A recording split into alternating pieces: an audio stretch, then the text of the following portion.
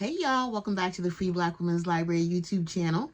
Thank you so much for clicking on this video. Thank you for liking this video, and thank you for subscribing to my channel. And while you're at it, please leave me a comment down below. Let me know what you're reading, watching, listening to, enjoying, really feeling. I just love hearing from y'all people that are out there watching these videos. It's definitely a motivation that puts a little battery on my back and makes me want to keep going with my little bitty YouTube adventure.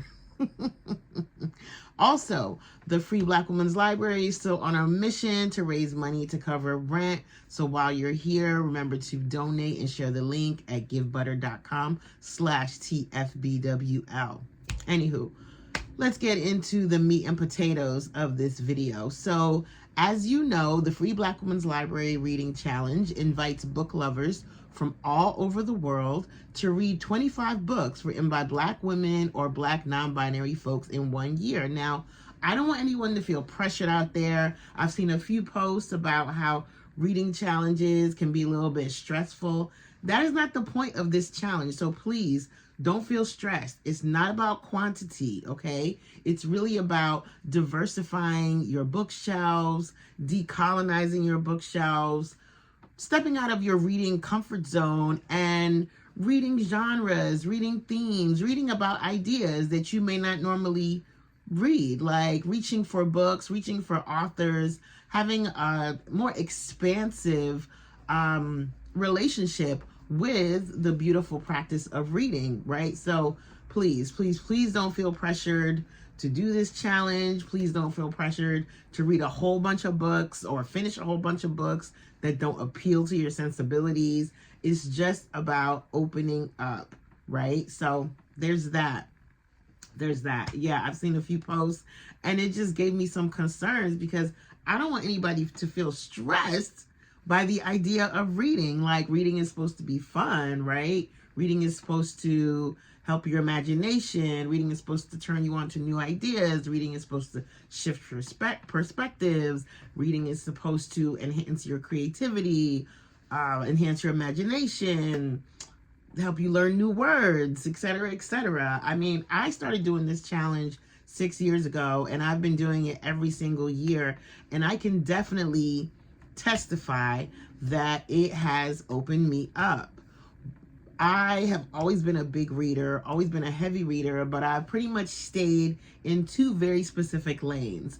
One being nonfiction, books about political theory, books about race, gender, class, political theory, social structures, etc., etc.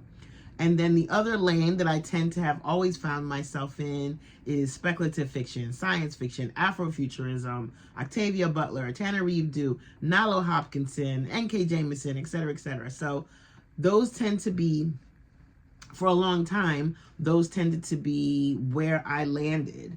But since doing this challenge, I have been turned on by self-help books, poetry collections, short story collections, memoirs. I love memoirs now. I love memoirs. I love autobiographies. I have been turned on by romance and erotica. Even though I'm still not much of a romance person, I have learned to really appreciate them and found them to be kind of like playful, lighthearted reads when I need something in between all that heavy, dense text. When I need something for the train or something for the beach or something for a picnic. Anywho, let me get off my readers high horse. I feel like I'm just preaching at y'all right now. But yeah.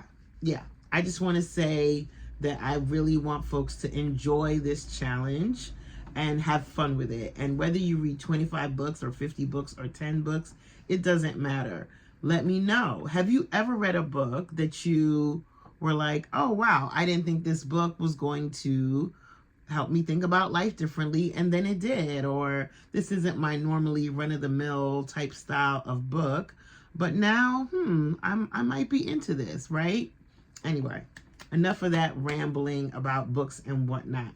Let's get into the topic for today's video. So I'm doing the reading challenge, and I decided that I would do a video for every time I read a book. I would share about the book that I read. So So far, I've read 3 books this year, but I'm going to talk about the first book I read this year, and it is called Night Crawling. Now, Night Crawling by Layla Motley, it is, if you look at the Reading Challenge checklist, it qualifies for multiple prompts on that list. It is a book with a one-word title. It is a book with a gorgeous cover. It is a debut. So those are already 3 things on the list that you could just like check, check, check. One book could give you 3 checks. It's also a book where characters speak AAVE. It is urban fiction. So yeah, it qualifies for a lot. And this book, woo child, for sure, it definitely pushed me way out of my comfort zone. This is definitely very, very different from anything that I have ever read. And that's not to say that it wasn't a good book. It's actually extremely well written. The author is a very, very talented, gifted writer. But the story wore me out, y'all. The story wore me out. Now, Layla Motley is a young writer from Oakland, California, and she actually wrote this book when she was a teenager, which is even, like, if you know the story, that makes it even more incredible. But yeah, she was the youth poet laureate in 2018, and her poetic style of writing definitely shines through in this book. She is an incredible writer. As I said, she definitely gives you the intensity of story. Her characters are extremely well developed, and she takes you on a journey. She takes you on a really serious ride. Now, this was a hard read for me because of the subject matter. It wore me out, actually. Reading this book actually emotionally exhausted me. It wore me out. So we have a Discord. All of us who are doing the challenge, who are part of the Free Black Women's Library community, we have a Discord that people hop into, and they talk about what they're reading, what they're enjoying, what they're looking forward to reading. So please feel free to join the Discord if you want to connect to other folks who are doing the challenge, or if you just want to connect to other readers out there in the world. But I was kind of like halfway, 1/3 of the way through the book, and I had to drop a note in the Discord telling folks, y'all, this book is wearing me out. And someone commented that Oprah Winfrey loves to pick books that will emotionally devastate you. And I feel like there has to be some truth to that. This was the Oprah Winfrey Book Club pick, and a lot of her books that she picked for her book club definitely have this same effect, where you're like, what the hell is going on? Like, why is this so tragic and so sad? So, a little bit about the story. This book is about 17-year-old Kiara living in California, who is basically abandoned and on her own. Her father has passed away, and her mother is incarcerated. So she becomes a sex worker in order to survive, in order to pay her rent, in order to get food, to care for herself and her family. It's basically her and her brother Marcus, and then she is taking care of another abandoned child who lives in her building. She ends up being sex trafficked by the Oakland Police Department. Now, the person who wrote this book, Layla Motley, says that this story was inspired by an article that she saw about the Oakland Police Department trafficking young Black girls. And that in itself is already tragic and sad, of course.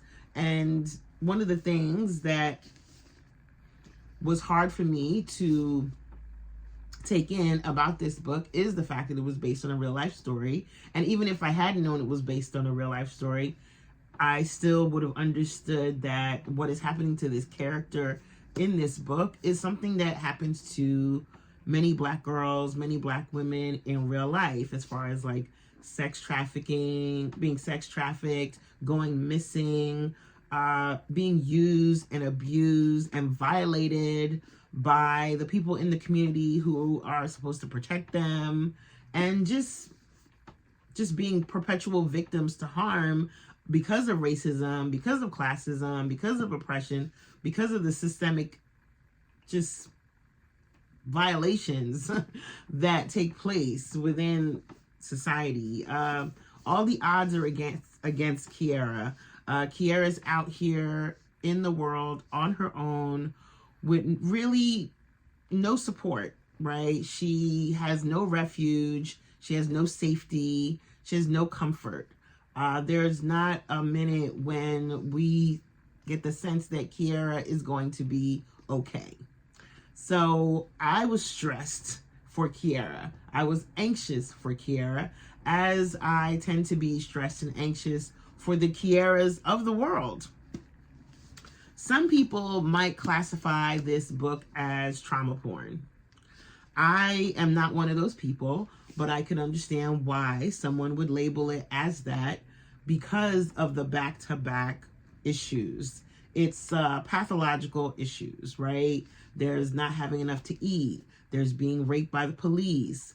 There's having a mother who is mentally ill. Like, it's just, Kiara can't catch a break, right? She has one friend in the book who offers her a little bit of comfort during certain segments, but that person is also going through her own stuff, you know, with her own family, I don't want to give away too much of the story in case someone's watching this and they decide to read it.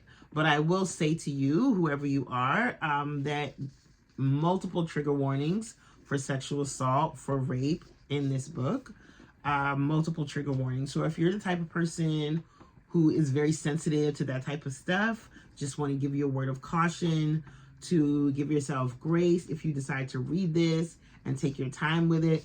Don't do what I did. I sped through this thing. I read this so fast because I just wanted to get to the end, because I wanted to see if Kiara was going to survive all of this. I wanted to see if Kiara would have her happy ending. I wanted to see if Kiara would find safety, would find liberation, would find comfort, would find freedom, would find something that would let me know Kiara is going to be okay. Not going to give away the ending. It's not a sad ending. It's not a happy ending, but it is an ending.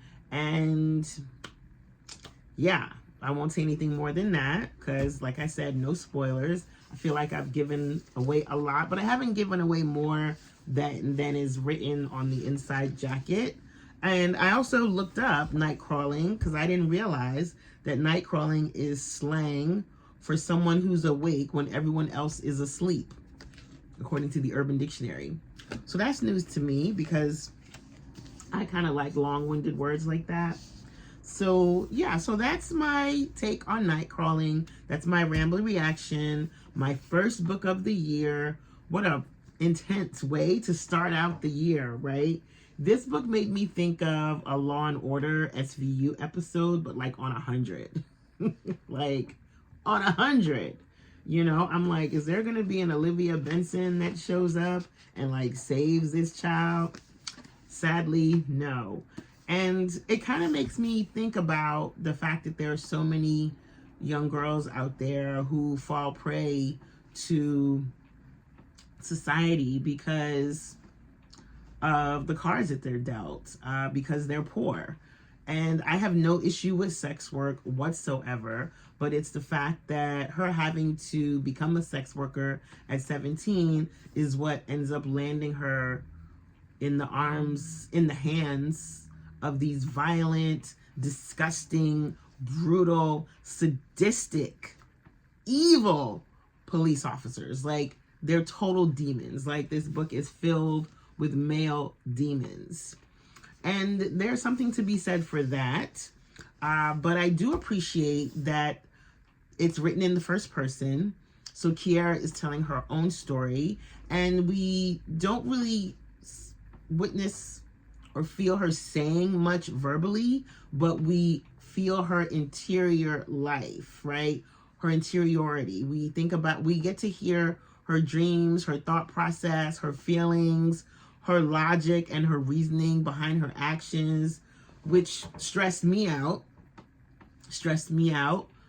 She's 17, so of course she's doing what she thinks she has to do, and she feels like she has no other option. And she's very matter of fact about the things she's dealing with, even though they're so horrible and so tragic. So getting to read about the interior lives of a young Black girl, I find that very valuable and very important. But on the other side of that is all the abuse that she has to deal with is hard to take. So yeah, I always say to people that Black womanhood is complicated. Black girlhood is complicated because of all that it comes with. It comes with beauty, it comes with joy, it comes with creativity, but it also comes with pain, and it comes with just having to figure it out. So yeah, that's all I'm gonna say, because I don't want this video to be too long. But if you're looking for a book that will break your heart and possibly make you cry, as it did for me, if you're looking for a book about the interior life of a young Black girl living in Oakland, California, that is based on real life issues, if you're looking for something that illustrates why so many Black girls go missing, and so many Black girls and women go missing, this is something to check out. It's a hard one. Definitely rated R for content. But yes. So shout out to this writer. Congratulations. Ooh, I just hit myself in the face. Ooh, and that was a hard hit. Shout out to this writer. And I'm looking forward to see what she writes about next, because I'm curious to read more from Miss Laila Motley. All right, y'all. So leave me a comment. Let me know what books you're reading, if you're doing the challenge. And even if you're not, I still support you. And I wish you a beautiful year of happy reading. Bye, y'all.